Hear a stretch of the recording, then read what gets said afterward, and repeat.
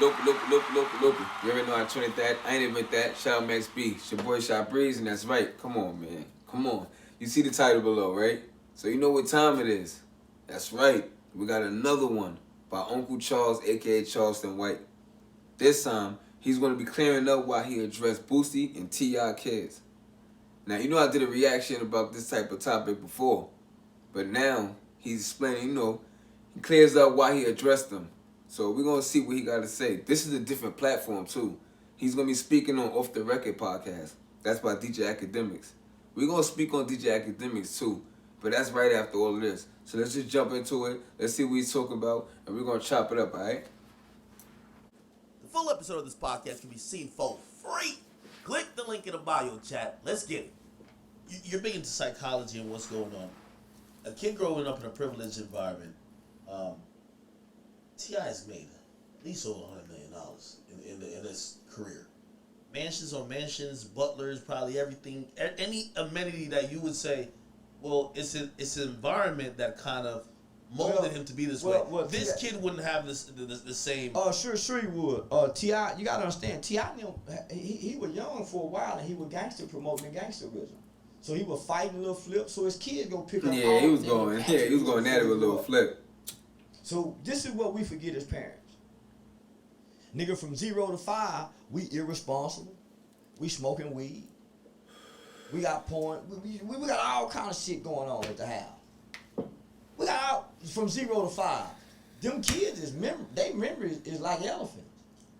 We forgetting what we done, cause we. Yeah, but that's not your reality though. But it is. That is T.I. reality. Hold on, T.I. went to prison, homie. How many times he went to prison? Yeah, no, but I'm talking about from a kid growing up, right? Like you. Hold on, we talking about T.I.'s son. Think about all this. Right, okay. T.I. how many times he was in and out of jail of his kid's life? Yeah. T.I. was definitely acting up as an adult. So the first 10 years of that, 12 years of that boy life, T.I. was the absent father, just like the street nigga. So the kid trying to live up in his daddy's image, just like every other street nigga's kids are trying to live up to their daddy's image. Overreacting, over masculinity. Real quick, pay attention to what he's saying. And for those who got kids, those who got sons, I want y'all to really think about that. The streets is gonna always be there. It's gonna always be damaging everybody's lives and stuff. You don't gotta be out there getting your life damaged when you got ones depending on you. So when you sitting there thinking that it's all good and stuff, that you still running wild out there, and that you got mad respect out there, start thinking about your kid or your kids. Because while you still out there, they're gonna want to live up to the image that you got. They're gonna want to sit there and do the same thing that you doing. Out of 100, it'll probably be, about 80 that's going to try to live up to the father image, while 20% is going to try to do the opposite. So if their daddy was a street nigga, they're going to want to be a street nigga. If he was a hustler getting money, they're going to want to hustle and get money. And then when you got the fathers that's being street niggas, they not going to sit there and tell their kid nothing different. Hey, think about it, yo. Really think about it. So if you out there in the streets, man, you playing around and stuff, let me tell you something. I may look young, but now since the face shit growing and stuff, you feel me? My age is starting to kick in. But listen, I was young before. Niggas was outside. When I sit there and have my firstborn and stuff, then I start making certain decisions. Then all it took is for me to have more kids. Now I'm saying they gotta make better decisions. So what I did, I make sure that my family is good. You don't see me outside. You don't see me in the streets. You don't see me running around. You don't see me sitting there, flashing weapons and all that. You don't see me doing none of that. Yeah, I may sit there and spark up and stuff, but that's it. You ain't gonna see me doing none of that. Because I got my kids. That they're gonna grow up and they're gonna see all of this. My sons. See, never mind with my daughters, because the daughters is going to sit there and take after their mother. They're going to always be daddy's girl, but take after their mother. But my sons, I got to lead by example. They pay attention to everything. I don't know, man, because you got people that's like Sean Cotton, not trying to throw no shade or nothing, you feel me? But, you know, no shots and stuff. But it's like people like Sean Cotton, they thinking that, you know, fatherhood is like pimping. I'm just saying, you know? I don't know why I rubbed it like that was my head, right? But yeah, I'm just saying, yo, you got to think about that. Let's get back to it. Playing gangster, because he really ain't gangster. It's the displaced anger. Come on now. So now when he get it together, when we get our life together, the kid's 16, 17 now. You can't tell them nothing now because now they going through the rebellious stage of adolescence. Should we give them some grace, though? Hell no, because when the judge get them, they don't give them no grace. See, we giving them grace, but the white man shooting them and killing them. The judge giving them 75 years. The rappers misleading them. We giving them grace at home, but in our communities, but they running rapid in our communities. They disrespect, the young niggas disrespect mama, grandmama, they beat up their little sisters. So if they'll do this, nigga, they kicking their uncles' asses. So imagine what they'll do to me and you when they run across me and you. Yeah.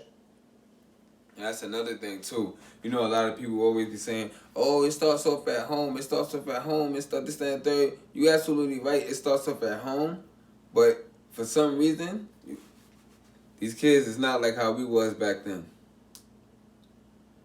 Like, yeah, you right. It starts off at home and everything, but at the same time, these kids they are very advanced. They are growing up in a different time zone, different era, different everything from when we was born, growing up. This is not the 90s no more. This is not the 80s no more. This is not the 70s no more. It's not the 60s no more. We are in 2023, where you are hearing 5-year-olds is sitting there shooting. You're hearing 10-year-olds is shooting. You are hearing 14-year-olds being robbed. I ain't never seen so many kids sitting there becoming famous left to right like this, and this over. This is over the craziness. Nobody ain't really blown up off of real hard-earned things and stuff or creating something different and stuff. Everybody's blown up and following a trend. Going right over sitting there probably embarrassing themselves or anything. Not all kids. But a lot of these kids, they different now. They different. And they not trying to hear nothing. But long as you just keep being on them, long as you keep schooling them, long as you keep disciplining them, long as you keep letting them know right from wrong. But let's kind of jump into what he's saying. T.I., and this is what his feeling was. You should let the parent handle that. Mm-mm. You shouldn't be out here like you're a grown-ass man responding to a kid, but you should let a kid be a kid. A 19-year-old is not a kid. I know a 19-year-old whoop niggas. I ain't a 19-year-old is not a kid. Smoking weed, toting guns on camera. Long before he get to Charleston. And I'm talking to the fathers. The kids jumped in and started speaking on behalf of the fathers. I never addressed the kids. I spoke on the kids to the fathers. The kids came back and said something on behalf of their daddies. Is it possible that you could have all that privilege? And this is a genuine question for me to you. Do you think it's possible you could have all that privilege but still be street? Because I think that's what people kind of like criticize him. I'll speak about Boosie's child. I think his name is Tootie Raw, right? Yeah, Tootie, yeah. I could imagine Boosie. I know Boosie probably been absent maybe sometimes a whole bunch of time, yeah. Right? But still, probably there was a lot of privilege there. I seen there's a bunch of people submit like requests for me to post stuff, and they were like, "Yo, Boosie's son said, nah, he ain't fucking with Gunna or Boston Richard or something like that. Basically, he don't fuck with snitches." And I'm like, I'm a civilian, right? So at the end of the day, okay, I get what people might be saying about people, but do I really have any place to stand on that type of stuff? Like, people are cooperants. Well, that's where we fucking up as a race. We thinking snitching applies to regular people. We got regular people shaming snitching. So I'm saying to Boosie's son, homie, you don't know nothing about the streets. Your daddy was street. You ain't got one fight we know about. See, if privileged kids can't be street, homie, because, nigga, they got to go through the fire too. Lil Meech can't walk in his daddy's shoes. He can only do it in that movie. Alright, y'all, there you have it. That was Charleston White, you feel me? And he was clearing up basically about him addressing T.I. and Boosie Kids. Now listen, I want to start off by saying this. All this trying to follow the trend about I'm not playing no more Gunna, I'm not playing no more Boston Richie, I'm not more... Listen, a lot of y'all is just saying that and y'all still playing these songs. Because y'all by yourself. Nobody ain't gonna know what y'all playing. So come on, stop that. Y'all still playing Gunna. Y'all still playing Boston Richie. It don't matter and stuff if they snitch. Do you know how many labels is being run by snitches? Do you know how many people are snitches that's in the industry? Do you know how many CEOs are snitches? I don't get on how y'all bringing the streets onto the social media. Back then, gangsters wasn't with taking pictures. Gangsters was moving in silence. Gangsters wasn't with talking. You feel me? Gangsters was just about business. If it's beef, leave it off wax. But see, it's different now. And rappers got everybody feeling like only way to be in the rap game is you have to be street. It's popularity over talent. It's streets over talent. You gotta sit there and really live what you rap now. They don't hear none of that. So for people that they not YSL, for people that's not even involved with none of them cases, saying, oh, I'm not rocking with something because he a snitch. That got nothing to do with you. Yo, that is crazy. Y'all about to stop? Yo, so you're gonna, yo, that's crazy. That's crazy. That is crazy. Yo. That's crazy. Y'all really...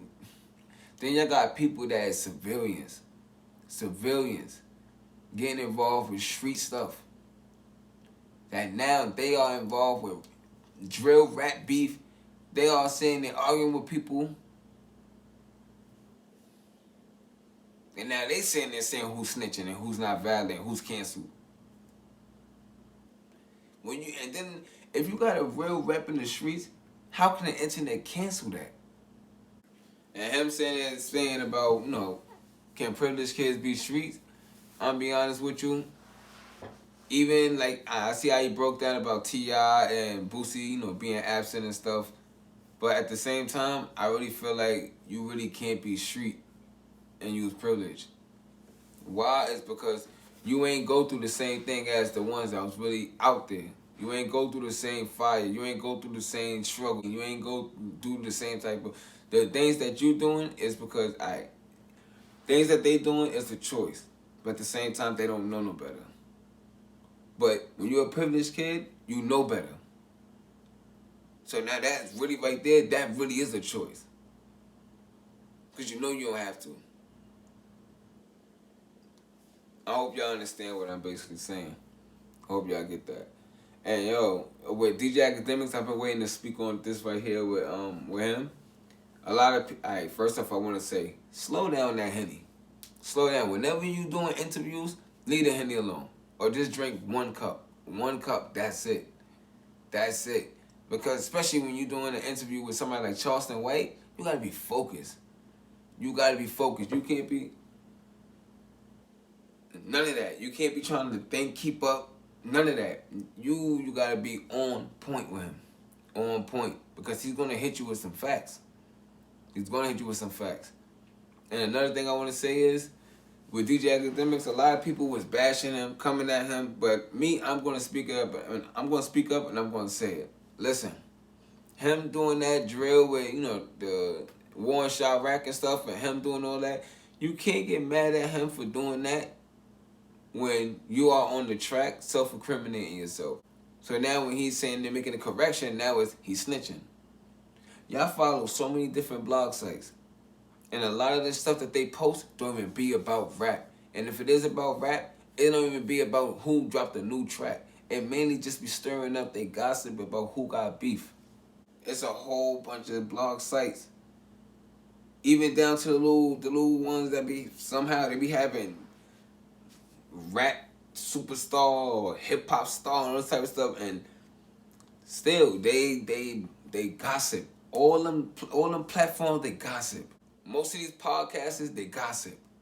So You can't get mad on academics by him saying they're thinking of a way to go ahead and make himself, a bigger platform, a bigger brand, and find his way into the YouTube game. He really set the tone before a lot of people. And he was only saying and reporting the things that y'all was putting out there. So to get mad at him, that means you need to... And then a lot of people was getting mad at him instead of getting mad at their favorite rapper for snitching on themselves. And that's another thing, too. It falls right back to the snitching thing. Everybody's against this. I ain't with y'all snitching, this, that, and third. But y'all go right on the track and y'all say everything that y'all did. Make it make sense. To their kids and stuff, like he said, he wasn't addressing them. So when T.I. gonna say, oh, you need to leave that to the parents, this, that, and third, you should address your kids for jumping involved with your situation. It was a grown man that this is your fault, so let me handle that. But instead, they jumped in. Now when he respond to you about your kids, now as you flip it as he's responding to your kids. Nah. But yeah, man. Yo, to the fathers out there and stuff, please, please, please be in your son's life. Your daughters too. Your daughters really need y'all. Because it's a lot of young females out there that just, they wilding out. They don't feel comfortable in their skin, so they getting BBLs. They don't feel comfortable about how they look and stuff, so now they want to get all this different makeup. They doing whatever and stuff just to get likes on social media, just to feel appreciated. They doing all this type of stuff, OnlyFans, all this type of stuff. You feel me? So please be there in their life, and please be there in your son's life or your son's life, because even if you distance or anything, just stay in contact. Communication is everything. And I'm telling you, because, and don't be afraid to discipline, because these kids is advanced and they do not care. They do not care. But the ones that do care, trust you me, you know. But please, leave the streets alone. Leave the streets alone. Only thing you're going to get out of it is death or in jail. And to the ones that be thinking, nah, nigga, I done got famous from the streets and stuff, this, that, and third. Yeah, the streets and stuff, the fame and stuff came because, why? They know you ain't going to last long. Look all the top ones that just blew up. A lot of them is dead or in jail, right? And where they came from? The streets, right? So think about that. And what these kids is doing. They following their shoes, right? Because the rappers ain't teaching them no better with just drugs, guns, and that, and sex. With some money. Everybody's looking like rappers now. Everybody. And everybody's a rapper now. So, yo, be in your son's life, yo. Be in your son's life. Do not sit there and make them think that it's okay to be street, because next thing you know, you could have stopped your son from going to jail or dying. So think about that. Alright? Leave the streets alone, man. Better yourself. Make a better example for your family. And let's bring back that 2-parent household. You feel me? And if it can't happen, it's still going to be a 2-parent thing, because they got their mother and they got their father that they could still be in contact and count on. You feel me? But, yeah, man. With that being said, this is another good one. Shout out to Off the Podcast, DJ Academics. Shout out to Charleston White with this. Yo, make sure y'all like, comment, subscribe, hit the notification bell so y'all can be tapped in every time I drop a new reaction video. And it's just like that. Shout out to my Loopies, man. Loopy.